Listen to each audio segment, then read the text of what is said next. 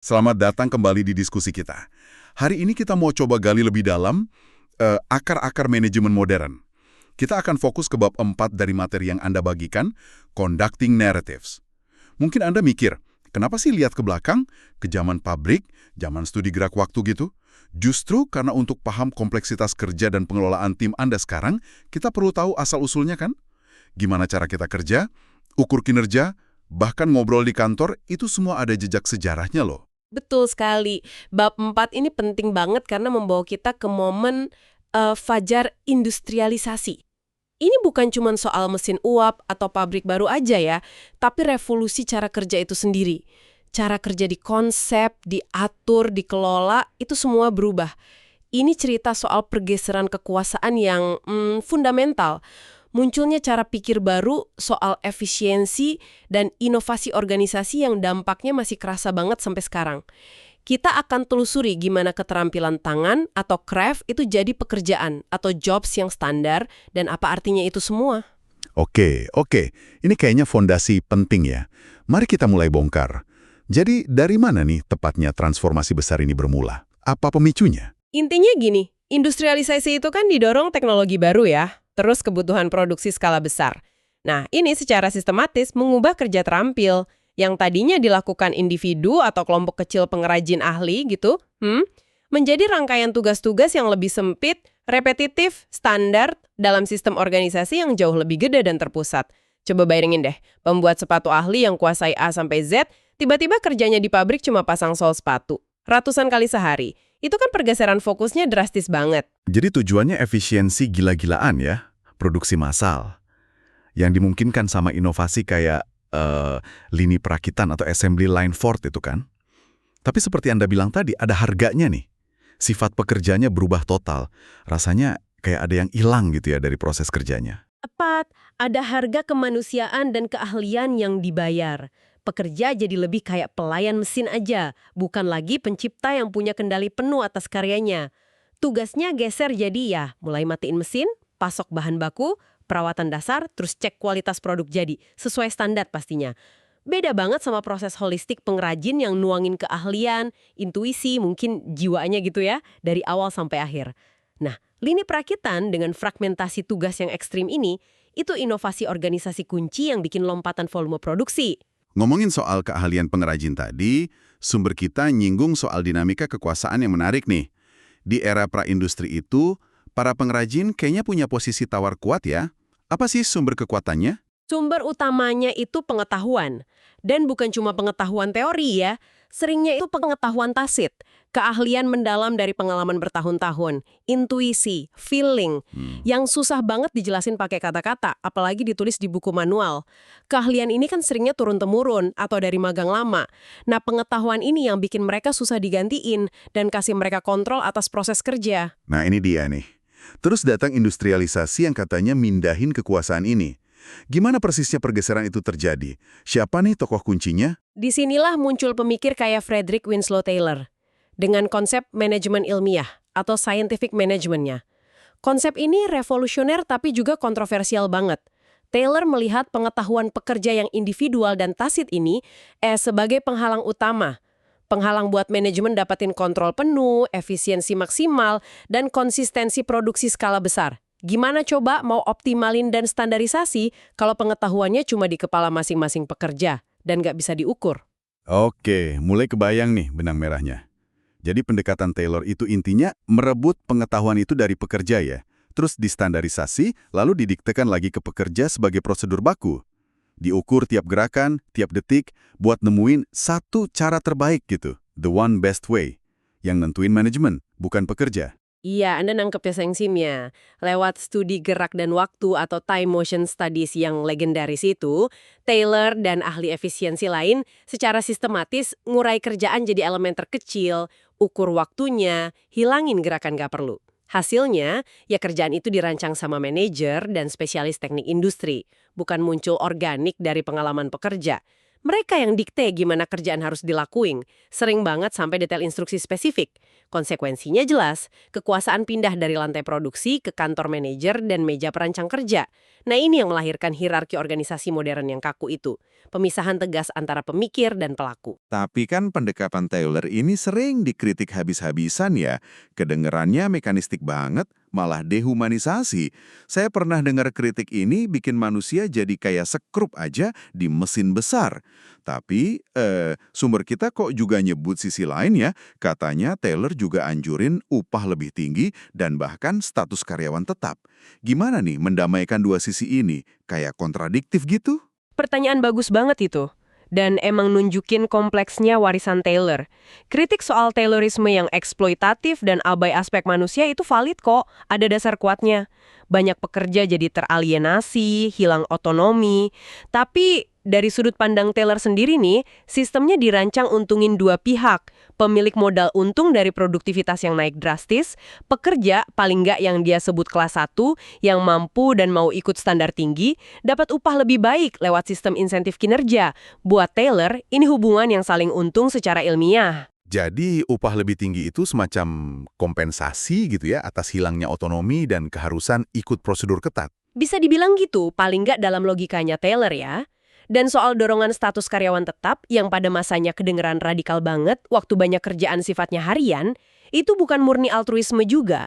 Taylor sadar sistemnya yang kompleks dan standar itu butuh stabilitas dan kontinuitas tenaga kerja biar optimal. Kan ngelatih pekerja sesuai metode standar butuh waktu, butuh investasi. Kalau turnover tinggi, ya rusak efisiensi sistemnya. Fakta isu status karyawan tetap ini sampai dibahas di Senat AS waktu itu, nunjukin betapa baru dan signifikannya ide ini. Jadi, ya ada logika bisnis kuat di baliknya, bukan cuma kepedulian sosial aja. Intinya, Taylorisme coba bikin sistem kerja yang sangat terkontrol dan bisa diprediksi. Semua elemennya, termasuk insentif dan status kerja, dirancang buat dukung tujuan itu. Paham. Jadi Taylor fokusnya ke optimalisasi di level tugas individu ya, di lantai pabrik. Lalu, gimana gambaran besarnya? Siapa yang mikirin gimana semua bagian organisasi ini, departemen, fungsi, hierarki, harusnya disusun dan dikoordinasiin? Nah, untuk itu kita perlu geser ke tokoh kunci lain yang sering disebut bareng Taylor, yaitu Henry Fayol. Fayol ini insinyur pertambangan, terus jadi eksekutif puncak di perusahaan besar Prancis. Kalau Taylor fokusnya dari bawah ke atas, bottom up, soal efisiensi tugas, Fayol lebih lihat dari atas ke bawah, top down, fokus ke prinsip administrasi dan manajemen organisasi keseluruhan. Dia coba rumusin fungsi dasar manajemen kayak perencanaan, pengorganisasian, komando, koordinasi, kontrol, dan prinsip universal yang bisa diterapin buat kelola organisasi apapun secara efektif. 14 prinsip manajemen Fayol yang terkenal itu ya. Saya ingat beberapa kedengaran hierarkis banget dan sejalan sama era industri. Misalnya, kesatuan komando atau unity of command. Tiap bawahan cuma terima perintah dari satu atasan. Atau sentralisasi. Tapi kalau nggak salah, ada juga prinsip kayak keadilan, equity, stabilitas masa kerja personil, stability of tenure, bahkan esprit de corps. Semangat kesatuan tim gitu. Ini nunjukin pandangan yang lebih luas ya. Nggak cuma efisiensi mekanis ala Taylor. Tepat sekali, Fayol punya pandangan yang lebih holistik soal organisasi. Prinsip kesatuan komandonya aja itu secara eksplisit beda dari model lini staf fungsional Taylorisme.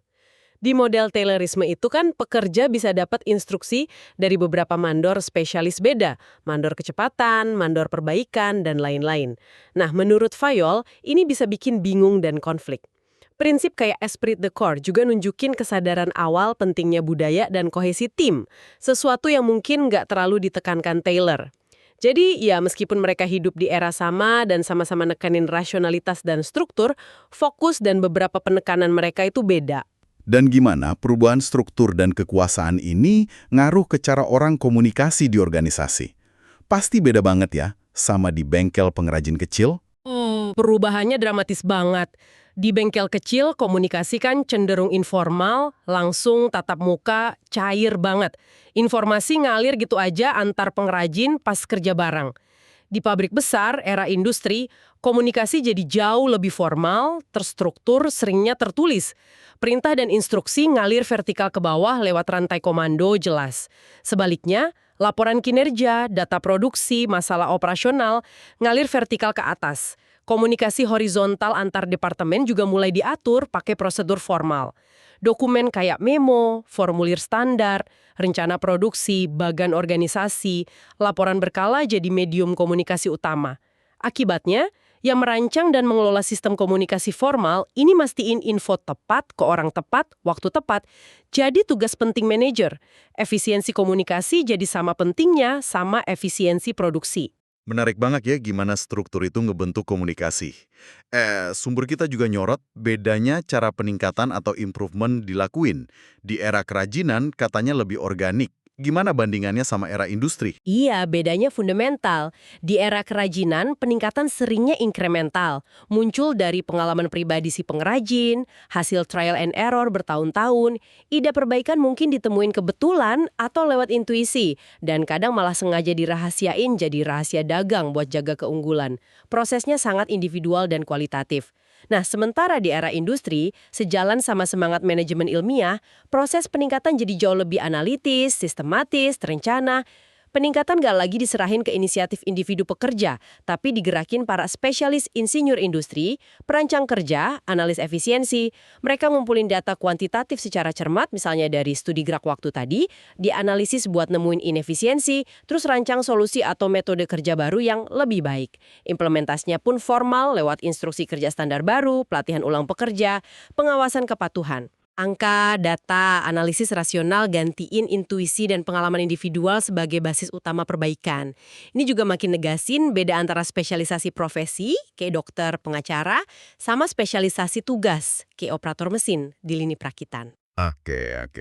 Sampai sini kita lihat gambaran organisasi yang sangat terstruktur, terukur, terkontrol, hampir kayak mesin raksasa ya. Tapi kan kita semua tahu, organisasi isinya manusia, bukan robot. Pasti ada keterbatasan atau efek sampingnya dong dari pendekatan mekanistik banget ini. Gimana aspek manusianya mulai diperhitungkan? Tentu saja, dan ini membawa kita ke gelombang pemikiran penting berikutnya. Keterbatasan pandangan organisasi sebagai mesin murni mulai kerasa. Salah satu titik balik paling terkenal itu serangkaian penelitian di pabrik Hawthorne milik Western Electric di Cicero, Illinois, AS, akhir 1920-an sampai awal 1930-an. Penelitian ini awalnya dirancang dengan semangat Taylorisme loh, mau uji ilmiah dampak variabel fisik lingkungan kerja, kayak tingkat cahaya, jam istirahat, lama hari kerja ke produktivitas pekerja perakitan. Ini dia studi Hawthorne yang legendaris itu. Pernah dengar Mi? Hasilnya justru mengejutkan kan? Bukan variabel fisik yang ternyata paling ngaruh. Tepat sekali. Para peneliti, dipimpin Elton Mayo dari Harvard Business School, nemuin sesuatu yang nggak mereka duga sama sekali.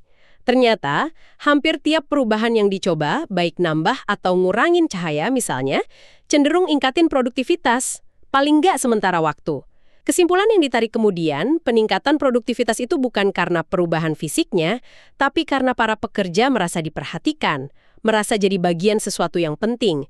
Terus ada dinamika sosial positif di kelompok eksperimen. Fakta mereka dipilih buat studi, diajak ngobrol peneliti, merasa jadi subjek perhatian khusus, itu tampaknya lebih motivasi mereka daripada kondisi kerja fisik aja. Ini yang kemudian dikenal sebagai efek Hawthorne. Jadi, penemuan yang nggak disengaja ini kayak ngebuka mata ya? Bahwa faktor sosial dan psikologis, perasaan dihargai, hubungan antara rekan kerja, dinamika kelompok, ternyata perannya krusial banget dalam motivasi dan kinerja. Sesuatu yang mungkin kelewat sama stopwatch-nya Taylor ya. Persis. Penemuan Hawthorne ini jadi fondasi lahirnya aliran hubungan manusia atau Human Relations School dalam studi manajemen. Aliran ini mulai geser fokus dari sekedar efisiensi tugas mekanis ke arah pemahaman aspek interpersonal dan sosial di organisasi. Konsep-konsep kayak dinamika kelompok, kepemimpinan informal, pemimpin alami di kelompok bukan ditunjuk formal, komunikasi dua arah nggak cuma atas ke bawah, partisipasi pekerja, motivasi intrinsik dari dalam diri, bukan cuma uang, mulai dapat perhatian serius. Ini pengakuan bahwa pekerja bukan cuma tangan sewaan, tapi manusia utuh dengan kebutuhan sosial dan psikologis yang kompleks. Selain Mayo dan studi Hawthorne, sumber kita juga nyebut nama Chester Barnard. Apa nih perannya dalam melengkapi gambaran ini? Kontribusinya apa? Chester Barnard, ini praktisi bisnis. Dia presiden New Jersey Bell Telephone Company yang nulis buku klasik The Functions of the Executive tahun 1938. Barnard nambahin lapisan pemahaman yang lebih canggih lagi. Dia lihat organisasi bukan cuma struktur internal atau kumpulan hubungan antar manusia, tapi sebagai sistem sosial kooperatif yang dinamis dan secara konstan harus interaksi dan adaptasi sama lingkungan eksternal yang lebih luas, pasar, pesaing, pemerintah, masyarakat. Wah, jadi Barnard bawa perspektif sistem dan lingkungan luar ya ke diskusi ini. Tenin beda krusial antara efisiensi dan efektivitas. Efisiensi, kata Barnard, itu soal ngelakuin sesuatu dengan benar secara internal pakai sumber daya seminimal mungkin buat capai output tertentu. Sedangkan efektivitas, itu soal ngelakuin hal yang benar dari sudut pandang tujuan organisasi keseluruhan dan tuntutan lingkungan eksternal. Organisasi bisa aja efisien banget produksi barang X, tapi kalau pasar udah nggak mau barang X, ya organisasi itu nggak efektif dan nggak bakal tahan lama. Barnard juga punya wawasan yang cukup nyadarin nih, bahwa sebagian besar upaya bikin dan pertahanin organisasi formal itu sebenarnya gagal. Organisasi yang kita lihat sekarang, yang berhasil bertahan dan berkembang, itu semacam penyintas yang langka. Keberhasilan ini bergantung banget pada kemampuan eksekutif buat lakuin dua fungsi vital. Pertama, bangun dan pelihara sistem komunikasi efektif di dalam organisasi. Kedua, rumusin dan tanamkan tujuan purpose organisasi ke seluruh anggota. Terutama di organisasi besar yang kompleks dan terdesentralisasi, tujuan yang jelas dan dipahami bersama ini fungsinya kayak bintang penuntun atau mercusuar, memandu keputusan dan tindakan individu di berbagai level biar tetap selaras sama arah strategis keseluruhan, bahkan saat kontrol langsung dari pusat nggak mungkin. Ini ngegarisbawahi peran sentral kepemimpinan dan komunikasi dalam jaga kohesi dan keberlanjutan sistem organisasi. Oke. Kalau kita coba rangkum nih perjalanan kita menelusuri fajar manajemen modern ini ya. Kita lihat ada pergeseran seismik. Dari skill tangan individual yang tacit, jadi kerjaan yang dirancang, terukur, standar. Dari kekuasaan di tangan pengrajin, geser ke kontrol manajerial berbasis analisis data dan prosedur formal. Dorongan utamanya ya pencarian efisiensi dan skala ekonomi yang gila-gilaan. Tapi, menariknya, justru dari era mekanistik ini muncul kesadaran baru soal pentingnya faktor manusia. Hubungan sosial, motivasi psikologis, plus pentingnya lihat organisasi sebagai sistem terbuka yang harus adaptasi sama lingkungan. Memahami pemikiran tokoh kayak Taylor, Fayol, Mayo, Barnard ini rasanya benar-benar kasih kita kacamata ya, buat paham kenapa banyak praktik manajemen dan struktur organisasi kita sekarang bentuknya kayak gini. Anda merangkumnya dengan sangat baik. Periode ini memang meletakkan fondasi dan menyiapkan panggung lah buat semua perkembangan teori dan praktik manajemen abad 20, bahkan sampai sekarang. Model industrial klasik dengan penekanan pada perencanaan rasional, hierarki komando jelas, spesialisasi tugas sempit, kontrol ketat jadi paradigma dominan yang bentuk cara pikir soal organisasi selama beberapa dekade. Tapi kayak yang kita lihat dari studi Hawthorne dan pemikiran Barnard, benih-benih keraguan dan keterbatasan model murni mekanistik ini udah mulai ditabur sejak awal. Munculnya aliran hubungan manusia dan perspektif sistem nandain dimulainya pencarian pendekatan manajemen yang lebih kompleks, lebih adaptif, lebih fokus ke manusia, dan lebih nekanin komunikasi, kolaborasi, serta kemampuan organisasi buat belajar dan berubah. Tema-tema yang terus bergema dan berkembang dalam diskusi manajemen kontemporer, dan kemungkinan besar akan dieksplorasi lebih lanjut di bab-bab berikutnya dari materi Anda. Diskusi ini sungguh bikin mikir ya. Seberapa dalam sih sebenarnya DNA dari era industri awal ini fokus ke kontrol, pengukuran kuantitatif ketat, mecah kerjaan jadi tugas kecil terdefinisi, masih nempel di cara kita kerja dan kelola organisasi sekarang. Bahkan di sektor jasa, kreatif, atau pengetahuan sekalipun, kita masih sering lihat sisa-sisa warisan Taylorisme dan Fayolesme ini kan?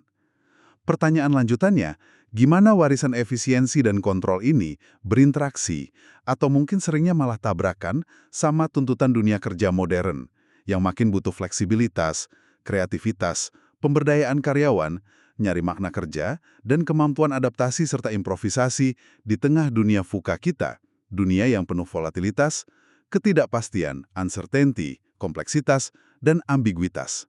Nah, Ini mungkin sesuatu yang bisa Anda renungkan dalam konteks pekerjaan dan organisasi Anda sendiri.